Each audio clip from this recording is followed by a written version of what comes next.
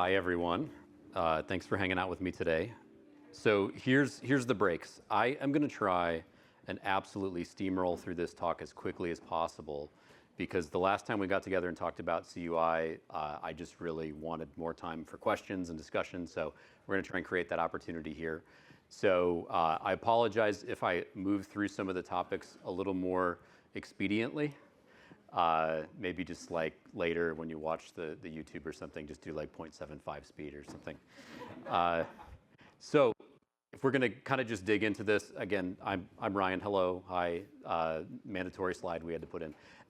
The agenda we want to talk through today is how are we going to avoid this existential threat to not only the supply chain writ large, but our supply chains when it comes to flow downs of CMMC requirements, hitting organizations who are in no position to be CMMC certified. It's a stark reality. We have to come up with some coping mechanisms for that. We'll talk about the different roles that different supply chain organizations might have based on their role in that supply chain. What would a concept like decontrol play in eliminating CUI from our suppliers' data flows? And then we'll kind of get into a very specific example on a specific CUI category. From there, we'll kind of walk through some potential examples of what that might look like, and then head over to Q&A. So the existential threat is simple. If I am going through all my make-buy decisions, let's say as an OEM or a mid-tier supplier, and I hear from somebody on my team that one of my suppliers can't take this new DFARS 252.204.7021 flow down requiring CMMC because they're not ready, now I've got to find a suitable replacement for that supplier. Where things start to steamroll is when multiple suppliers can't actually meet that need, and this creates the existential threat for us, right? Because if it's unlikely that I can use all the suppliers I normally use to perform on my contract, I probably can't bid on the contract. So that's a problem, right? We have to do something about that. So when we look at how supply chain roles sort of take shape, OEMs, these are original equipment manufacturers, have the most control over their outcomes because they have the ability to potentially eliminate CUI from the original designs that they use with their suppliers. They are also the genesis of a lot of new IP.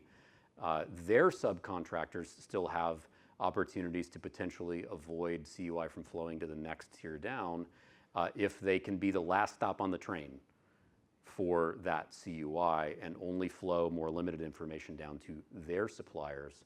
Ultimately, lower tier suppliers seemingly might not have as much agency in what happens once things arrive to them multiple tiers down. But there are still opportunities, I think, for lower tier suppliers to effectively educate up and help their customers understand, like, hey, you are oversharing with me in a major way with what you are sending me here. I really only need the following in order to give you what you need. Would that be a suitable alternative? Because as these upstream players become more desperate to reconstitute their supply chain in a way that meets requirements, sometimes you can be the answer to their problem if you can explain, you don't have to send me CUI, you could send me something else. So if we kind of dig into what is sort of the strategy that we could apply here, decontrol sounds scary for us to talk about because it sounds like I'm asking you to do something you're not allowed to do. Just to be clear, I am not asking you to remove a marking from a CUI marked document. I am not asking you to pretend something is not CUI because you don't like the fact that it is CUI. There's all sorts of ways that we can go about this, but decontrol is maybe like the cleanest term that I could attach to this set of processes that we want to go through. If I was to really boil this down into what some of the most common outcomes are, and I don't have this on a slide, so if you're taking notes, decontrol might more easily be defined as finding non-CUI in larger data sets that might also include CUI. There's also some other things that could be at play, but let's talk through those. So if we think about the criteria that we could apply that would allow us to decontrol information that we receive, one of the first things we could look at is if the information is publicly available, it's not going to qualify as CUI. It is completely unrestricted at that point. From there, If you own the information, then it isn't CUI for you, which could be a different outcome for agencies. We'll talk a little bit about that. Additionally, if information isn't subject to CUI authorities, it is not CUI.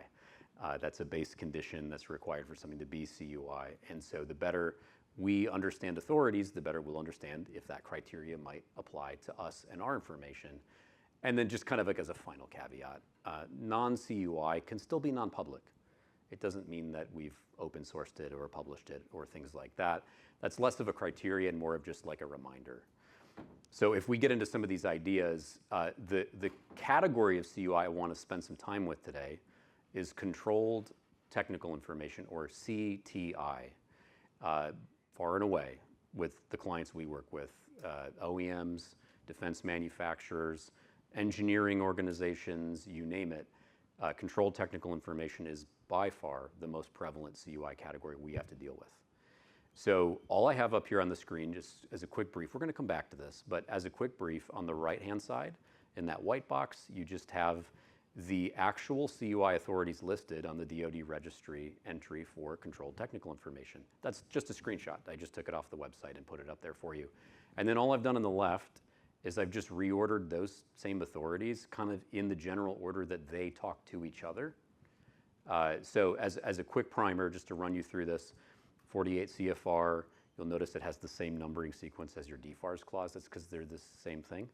The 7012 clause tells you that CTI is technical data with a military or space application. They did not come up with that string of words.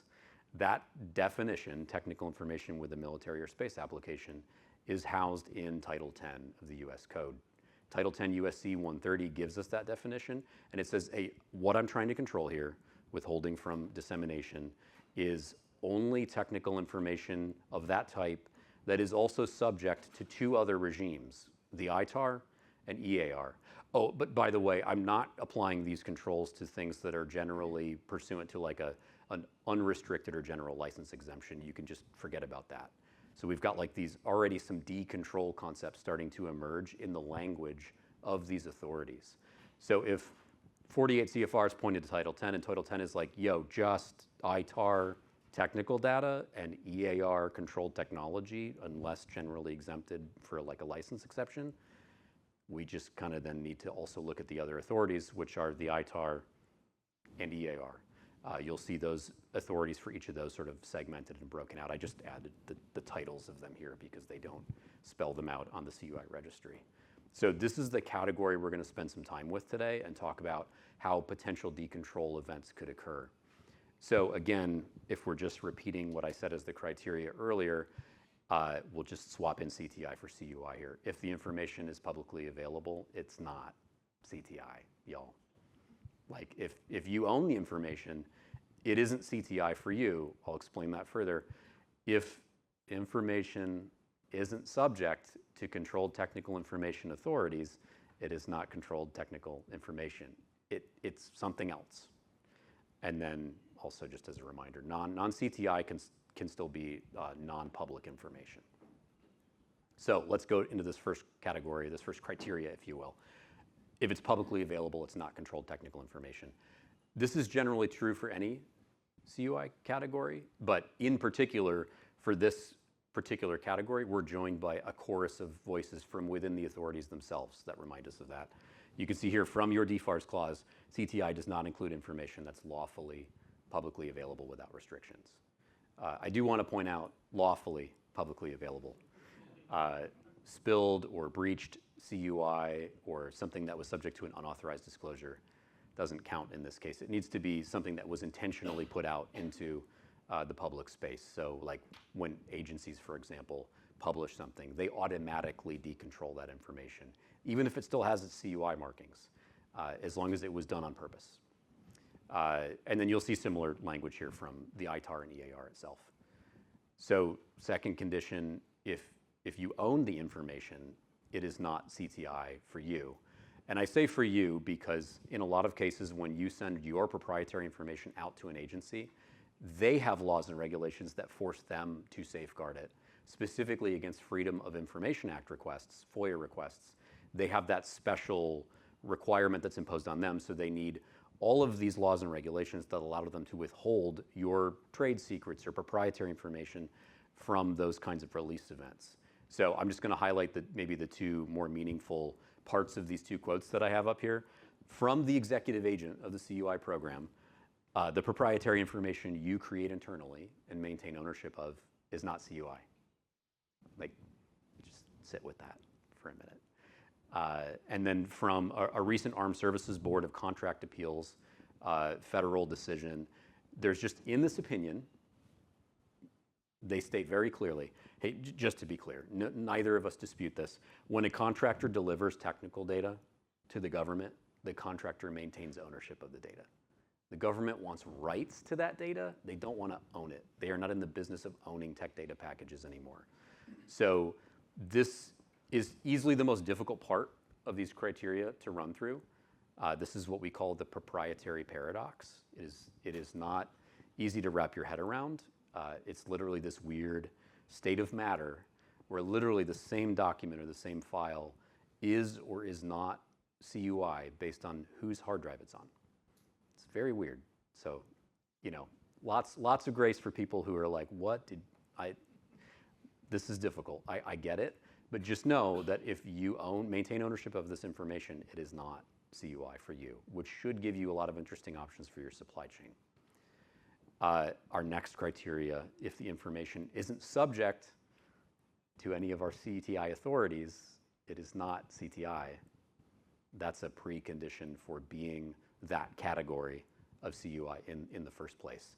So I have up here just like some concepts around things that these authorities, namely the ITAR and EAR, say, these things are not subject to me. I don't try to apply myself to these things. I don't regulate these things. Public domain or published information, that's the ITAR and equivalent EAR term. This doesn't necessarily just mean things that are on the internet. It can also mean things that are generally taught, like mathematical or general scientific principles taught in schools and universities. These can be general functional descriptions. This thing has a cruising altitude of X. This thing travels at a speed of Y. This part is corrosion resistant. Things of that nature. In addition, other like general marketing descriptions and things like that are also not subject to these authorities. And then in addition to that, if something doesn't qualify as technical data, for which there are definitions of that in these authorities, it cannot be controlled technical information. So, you know, we'll regularly have well-meaning people at agencies or primes say like, I saw the word controlled, I saw the word technical, I saw the word information. And that feels the most like what I'm looking at right now. Therefore, it is through keyword association only, CTI. And if it doesn't meet these legal definitions and these regulatory definitions of technical data, it can't be CTI. So in a lot of cases, this is where we stop for a minute and we're like, if you have internal trade compliance people, they know, they have a decision flow already for technical data, yes, no. Like they have to do that every time they clear an abstract, every time they clear something that's going to be part of a trade show, everything that's in a press release, everything that goes on your company website. So trust me, there is a rubric, there is a set of rules that already exist. They might vary from one company to the next, but if you can go to your trade compliance folks and say, is this technical data? And they say no, it is not controlled technical information. As long as their rationale is backed by the decision flows that you would normally see for someone in trade compliance managing the ITAR and EAR, like that is your rubric as well. You need to apply it in these situations. Now, beyond that, there is this concept that I would call like more complex decontrol. This is going to require actually sifting through the ITAR and the EAR through what's called an order of review. All technical data related to like items is only going to be subject to one of the two regulations. You start with the ITAR. If nothing catches you there, you move on to the EAR. If nothing catches you there, you start to slip into these like no license required territory or things like that.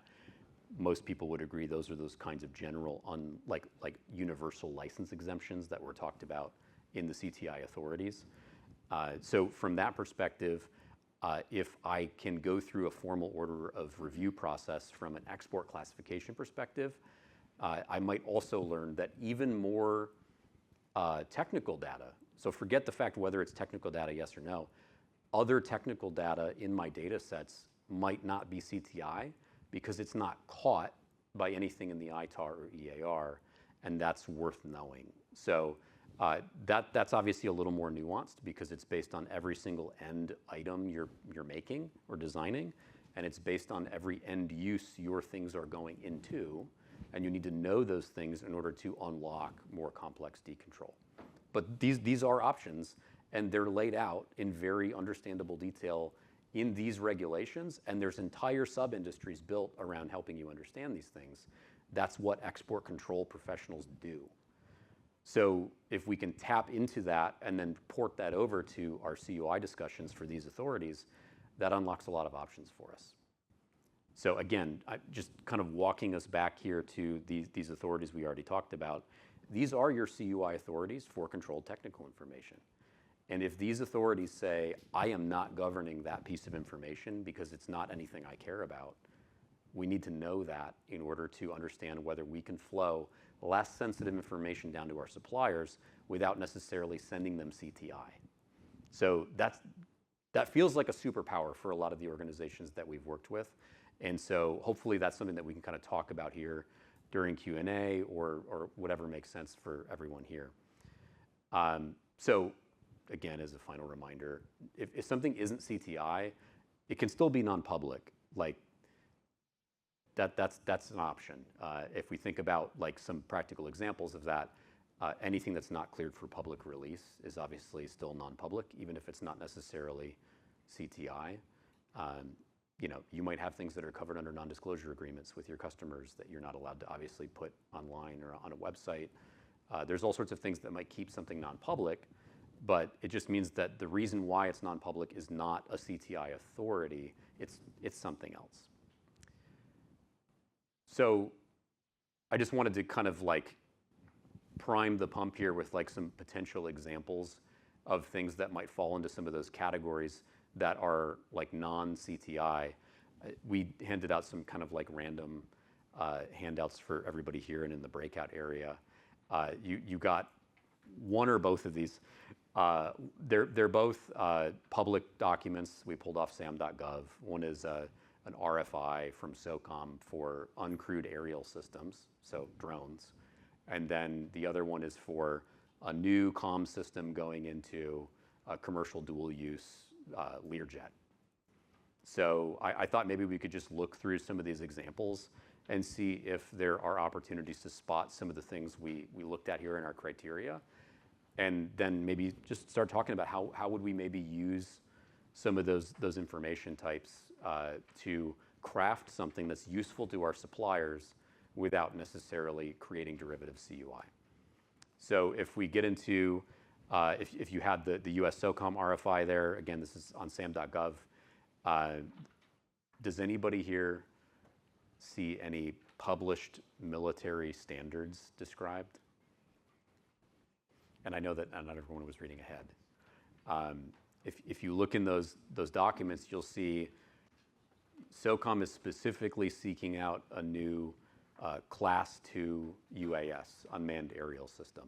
That is a published military standard. I can get it literally off Wikipedia. Like there's 5 different groups for UASs, and it's based on their overall max weight, their operating altitude, and their max speed. So just learning that SOCOM is looking for a Group 2 UAS is a published military standard. I should be able to go to suppliers and say, do you make Group 2 UASs? And if they say, I'm not entirely sure, can you help me understand? You can say, well, it would be under this weight and under this cruising altitude and operate under these speeds. Oh yeah, I think we have something that does that. Great. Like that's something I should be able to interact with a supplier around without necessarily sending them CUI. So, you know, these are the kinds of things that could come off of these documents that you could use to build out supplier interactions without necessarily involving that CUI. General scientific, mathematical engineering principles.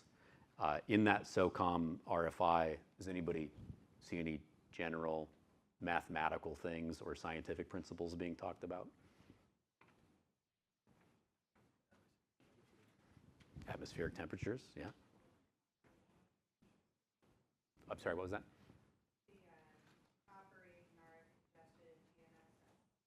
Yeah, so yeah, you're in congested radio comms environments. You don't want a lot of cross chatter or have signal interruption. You need to be able to operate in those types of areas. I think there's even some things in there about like overall operating ranges at certain speeds or altitudes, or the ability to take off and land in certain situations, to operate in seawater conditions because it's more corrosive. These are all general engineering and mathematical principles that would be taught in schools and universities. You should be able to have conversations that are kind of generally benign on these topics, and you're not really adding any additional risk into these supplier interactions. And just as a reminder, everything that's in front of you is like on sam.gov in the public domain, right? Like, so don't feel icky that you're looking at this information.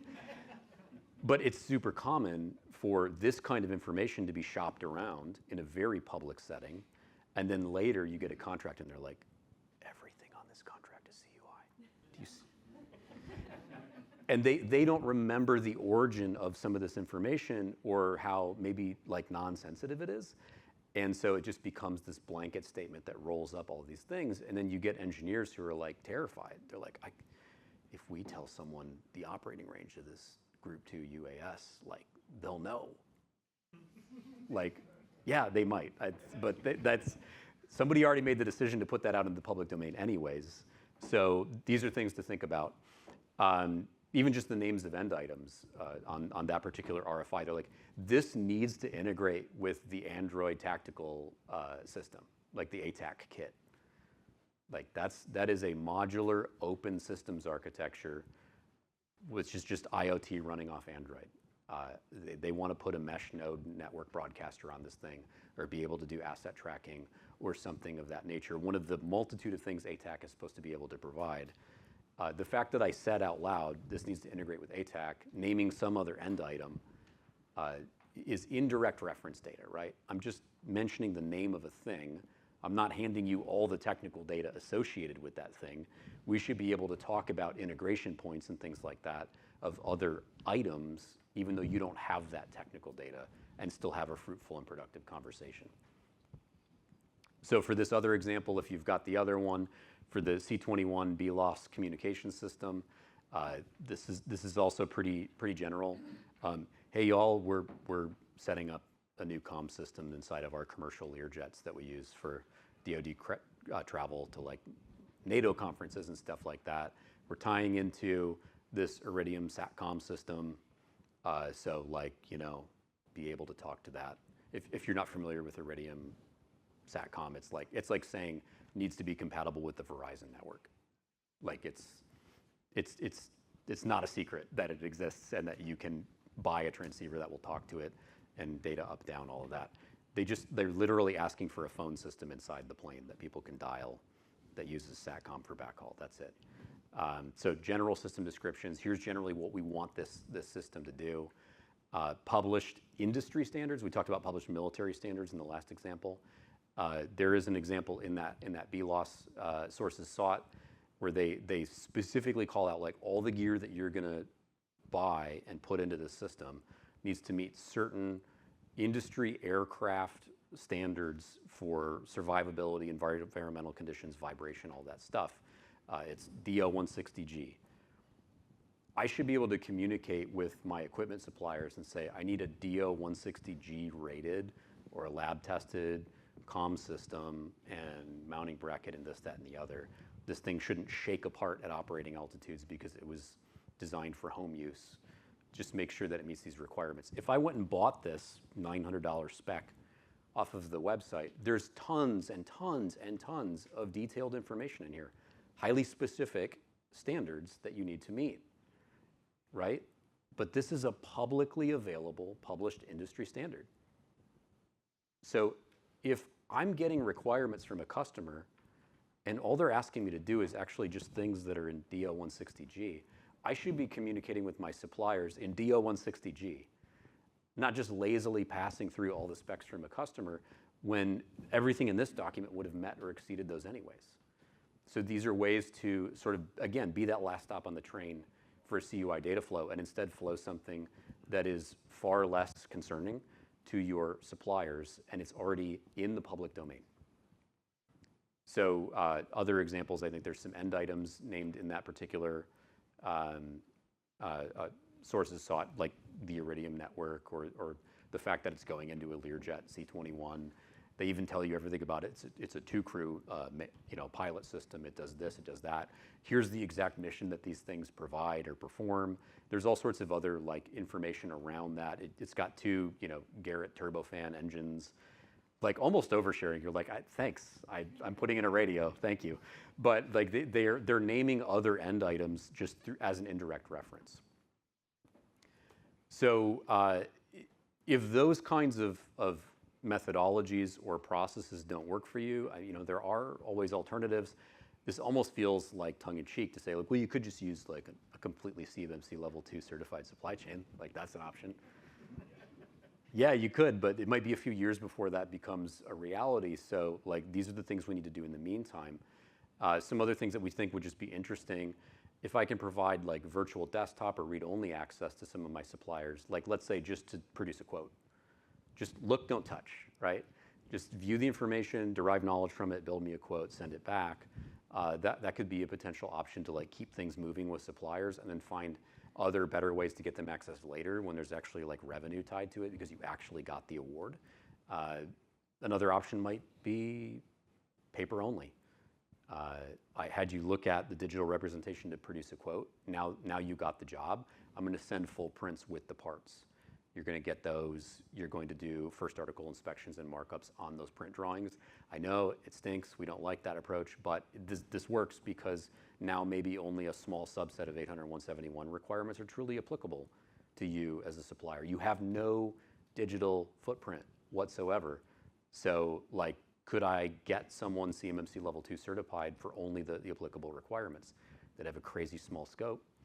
They'd have a really small UE ID. But that could tide them over until they can build out the IT systems they need.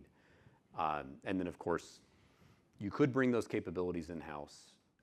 This is actually the biggest thing that I'm concerned about in the supply chain right now. Private equity loves to consolidate. And if I was smart and I was private equity, there's a lot of smart people in private equity, I would find the single points of failure in the supply chain that are the only one doing what they do.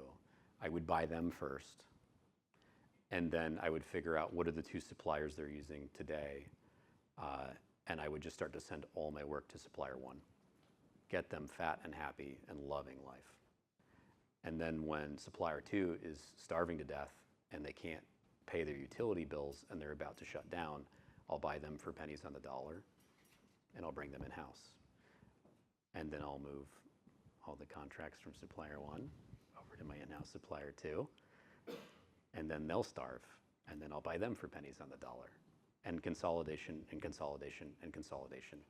So even for the people that are these lower tier suppliers, you need to preserve your own ability to participate in a supply chain. You need to control your own destiny. You don't want to just be part of the next roll-up. You don't want to get starved out.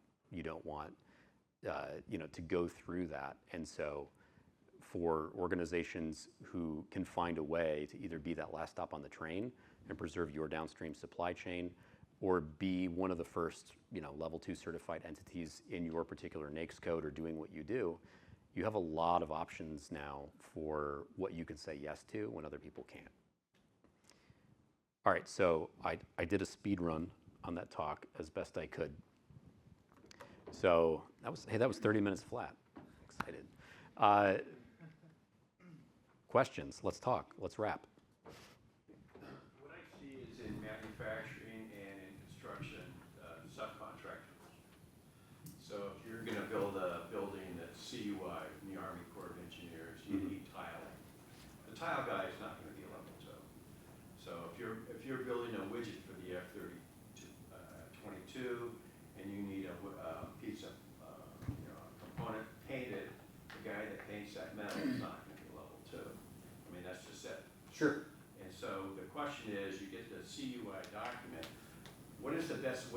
construct that. I mean, the tile guy does not need the entire drawing. Sure. The guy who's doing the painting on that part didn't have the entire drawing. And so what we suggested is you just take that element out, strip it of everything else, and so it's just a part.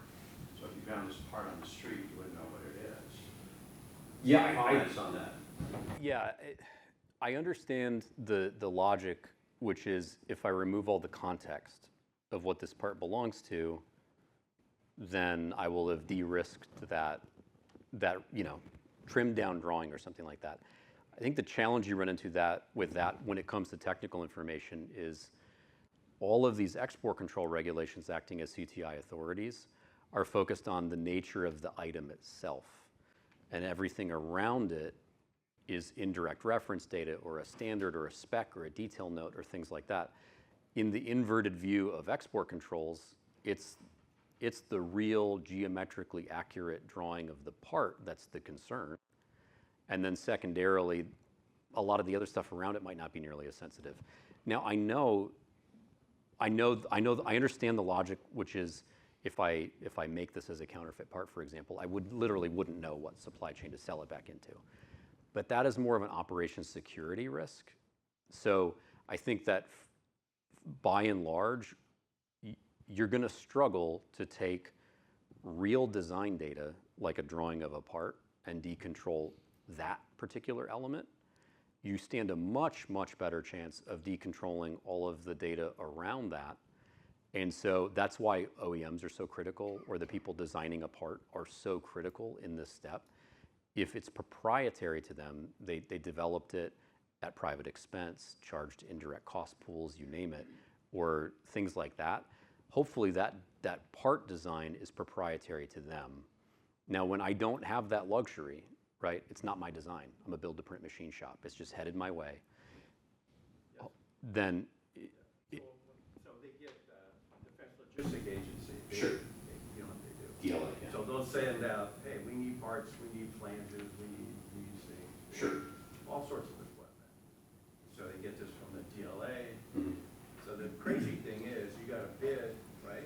Mm-hmm. You have to have a supplier bid on all these things. So, as I understand it, it's how do you get people to bid on it? Sure. With CUI, and only 2% of their business is with the DoD. Yeah. So, I mean, how do you get around that? So one of the top strategies that we would look at is to see whether or not you can decontrol 2 core documents early on. One would be a compliance matrix, and the other would be a bill of materials. So if you actually sit down with a compliance matrix, is anybody here like in manufacturing, have you ever actually had to make a compliance matrix? It's where like you read the customer's badly worded paragraph-based document and you strip out all the things that matter and you turn them into an Excel spreadsheet and you're like, this ANSI spec, this SSAE spec, this whatever, this whatever, this whatever. And that becomes your compliance matrix. If the thing, as designed, as built, as tested, doesn't meet those things, it's a junk part. So a compliance matrix is almost always only composed of these published industry standards, these published military specs, these very general basic things like machine part to within this tolerance per drawing number, whatever. But the drawing's not in there, right? It's just rows in a spreadsheet. If you can pull all of that data out and check each one of them and decontrol them, we recommend like having decontrol codes you would build out where you're like, I decontrolled this published industry standard for this reason. It's a published industry standard would be a good reason. Then when I sit down with that compliance matrix, hopefully I can send that out to a supplier and say, I'm looking for something that is this. What do you got? Same thing for the bill of materials. If I just need to order parts, DLA being a chief example, I mean, if I'm lucky, somebody already has that drawing. They just need to know which part you're asking for or which revision it's on, or whatever that might be. And so there could be opportunities there as well. A lot of times the content that's in a bill of materials, it's quantity, item number, additional spec notes, and who you're going to go buy it from. Like that is very low level data. So getting to the point where you have a decontrolled compliance matrix and a decontrolled bill of materials would be a huge win for a ton of organizations. If they still need access to a drawing that only you have and is actually legitimate CUI, I would explore maybe some of the read-only options we were talking about or something like that. More often than not, though, what they want to key into their ERP is just the stuff off your compliance matrix. That's how they do business. So these could be potential slipstreams that you could get data to them really quickly early on and, maybe even just, preserve that whole relationship. Yeah, I mean, so the specification from the part comes and it's all, there you go. Specification from the part comes from DLA, make this bracket. Mm-hmm. And then all the conformal coding, the painting, all that stuff is commercial, aerospace standard, mil spec and all that. But the question is, I'm a manufacturer, I built this part for something, doesn't matter. Sure. I need someone to corrosion control it, heat treat it. NADCAP accredited process houses, Yeah, things like and that. each one of those is a separate entity. Mm-hmm. There's a company that does heat treating, there's a company that does painting, and so on and so Sure. forth. And so it's very messy. Sure. Inside of like those complex decontrol concepts we were talking about, there's all sorts of weird and interesting things we could try out in situations like that. I'm sending something out with a CARC code, published industry standard that needs to get painted, and I don't want to send them the production grade data. For this particular part, in particular, if just the external surface doesn't provide enough functional data to necessarily be caught, could I do a non-geometric, so I mean like no measurement or scale, just a line drawing showing the paint mask, like a dumbed down, simplified line drawing, just showing this color here, this color there, this CART code, thank you. Like that, something like that could be an option. For heat treating, the heat treater doesn't care the beautiful level of detail of what you're about to send to them. They're like, is there a freaking hook hole that I can hang it from? Put it over here. Roughly how big is it? So I could give them some cubic dimensions and like a really simplified version of something and say, you're going to hang it like this. Thanks. I will quote that for you. I will do that for you. I will send that back. So like, it's going to require some creativity for organizations, and that's where we have to identify, do I have the resourcing at the level of the supply chain I'm at to actually do that work? Is there enough revenue tied to each PO, to each job, where I'm going to go through those extra steps? And the higher up the supply chain you get, that becomes true. So we are largely dependent on further upstream suppliers, even the mid-tiers, to champion these processes so that they can just basically preserve the entire supply chain below them of having to worry about this.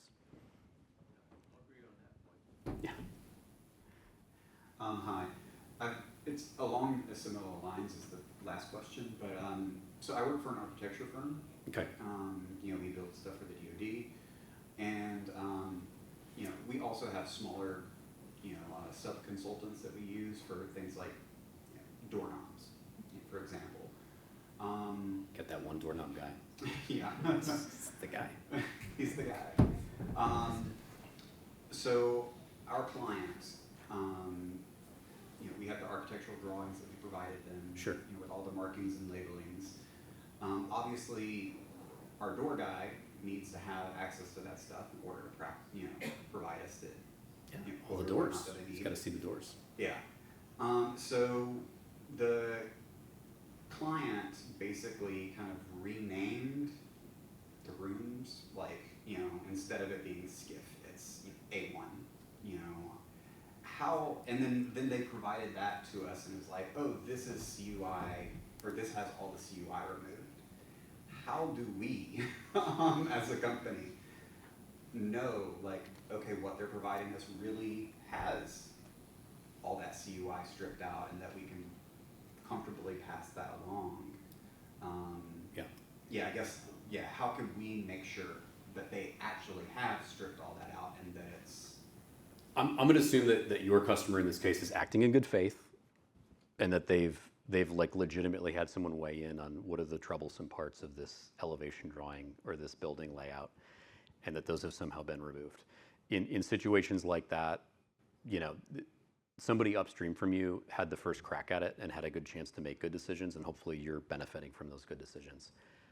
If I flip it in the other way and I'm concerned that maybe they're just, doing something for an easy way out and not actually like deregulating a data set or something like that, I would have to know the CUI categories that might be relevant for a site design or a building plan. I'll tell you what, very few buildings are ITAR. It's a building. So there's a very good chance that like I would be looking at CUI categories like physical security. Is this a federal building with more than 150 federal employees in it?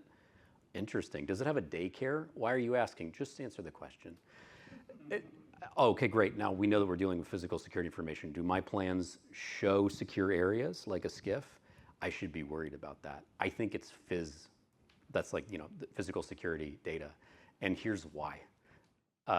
So in situations like that, I'm not saying like that you have to go on like this justice hunt to like prove all of your customers wrong, but I'm saying that like if you can study the regulations, you can figure this out. Like there's no monopoly on this knowledge, but you need to understand the categories that are most relevant for your line of work. Like in architecture, I would be super focused on physical security. I would be super focused on OPSEC, like site plans and understanding of what's going on at that site, things of that nature. And then if there's any like major critical infrastructure being built out at that site, PEII, CVI, things of that nature that are in the registry, like major power distribution systems, stuff like that. I'm coming.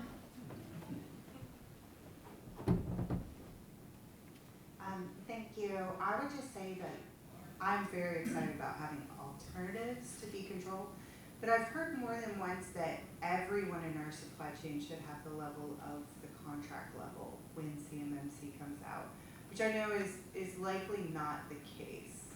Just having been through enough compliance frameworks, we've all been there. So I'm curious as to what you think is the best way to have those alternatives kind of documented, whether or not it's an administrative policy for supplier management or customer per customer worked out during the negotiation stages of the contract. Sure. Yeah, this is one of those things that you do want to have as many solutions for in advance, because when you get a hold, or BizDev gets a hold of a solicitation that they really want to pursue, things get hot and heavy, and like data starts getting traded and things like that. And so ideally, we already know like the default sensitivity and posture of like certain data structures we tend to build as an organization, like the compliance matrices or bills of materials or things like that, or our IRDs or whatever it might be. And we know what's sort of our like cleared to share early list. And then we need to escalate from there and figure out whether the sharing partner is actually in a position to receive that data. So, when we're working with some organizations with like technical data, there's like early splits in the procurement process. Like who are my COTS versus custom people? Like people I just buy off the shelf stuff from and people I actually have to send technical data to find out what they can sell me. Like early splits just to like tune the signal to noise ratio on those supplier relationships. And then from there, just starting to look at like, do these people get awards themselves? Let's jump on usaspending.gov and find out how pot committed are they to these topics, because if they've got a lot to lose, let's be better partners. So this came up in our last session that like for us, we're a software development company and data science company, so most of our vendors and small business suppliers are on premises for us. They're almost staff augmentation. And so one of the questions that was posed in the last session that was kind of left open is, how do you deal with that? I mean, they have CUI on their contract, but they're only accessing it on your certified system. You're responsible for their care and feeding. Mm-hmm. How do you document that understanding for CMMC, purposes with your supplier? I apologize to anybody here who's just like not in industry, because like every answer totally changes based on inputs. So in software, I want to do some very specific things. Any of my subs who I can have work off government furnished equipment, do that. And anytime I can develop software using synthetic fake data that isn't real, but matches the data structures I need to develop around and do proofs of concepts with the government customer. And then I can develop low and deliver high. So you go put the CUI in the database once it's deployed in your environment, and then I will send people to you to use your systems to work on it and support it. So that way there's sort of like an out-of-band function there from an equipment perspective, like whose system is being used. And yes, your organization will still need a CMMC Level 2 cert because your performance involves CUI, but the order of magnitude drop in complexity when you go from having systems that handle CUI and networks and blah, blah, blah, to just eyeballs at like accessing at a computer, that is a much simpler problem to solve for. So you'll still need a cert, but it could be way more focused on the operational security of your people, shoulder surfing prevention, alternate, work site requirements, just general training, HR practices, all of that stuff, the human controls, as I'll sometimes call them, instead of like, I have this whole enterprise infrastructure I have to harden now. Ryan, you have quite a few questions online too. I'm going to do this one. Blow up my spot. Is it possible to combine the necessary markings for CUI specified defense controlled technical information category and ITAR export control markings into a single marking label? Or is the bare minimum still two separate unique markings? So CUI designation indicators, which are the title blocks where you list out CUI categories, it's a comma separated list. You can add categories to each other. I didn't want to muddy the waters in this talk, but CTI, Controlled Technical Information, and another category of CUI, Export Controlled Information, EXPT, share authorities. So the Export Controlled Information category also lists the ITAR and EAR as its authorities. So here's your if-then statement. If something deserves to be CTI, it always deserves to be EXPT. Sorry, DAU, you're wrong. If something is just export controlled information, it might not be subject to the ITAR or EAR. It could be other things like weird customs forms and junk like that. So that doesn't necessarily mean that all EXPT is necessarily CTI, but in the other direction, yes. I'm sorry. So on a CUI designation indicator, anytime you arrive at CTI, it should always be CTI, comma, EXPT. Always, always, always. And if you can decontrol one, and the reason was ITAR, EAR, you can decontrol both. Okay, we're out of time, but there's one more question. And then you're going to be here afterwards a little bit to hang out for like 5 minutes? Yes, I might go fetal after this. But. Well, so I'm just going to kind of piggyback off of that and some of that, right? Where you were talking about if you create it, right, then it's not CUI to you. However, some of the confusion seems to be and how much confusion you see, because the clause says they give it to you or blah, blah, blah, in performance of the contract. Yeah. Right? So then it becomes the question of, well, it says in performance, so it's CUI, so when I flow it down, I have to designate it CUI. Or can you, because it's your own information, you can flow it down as however you want, but not necessarily as CUI. Does that make sense? Yeah, when we'll work a lot of times with defense contractors, we'll like basically write like a position paper with them, which is like, hey, there is no singular answer on this topic. There's kind of like a small range of answers. Some are really hard to defend. Some are really easy to defend with the executive agent's own words or authoritative sources. So I have not been able to find case law or anything that says when you own the data and then you go to take your proprietary data and flow it down to a supplier, it's CUI for them. I can't find it. I've looked because that feels like the ideal outcome that I want to strive for. So it's hard to disprove a negative.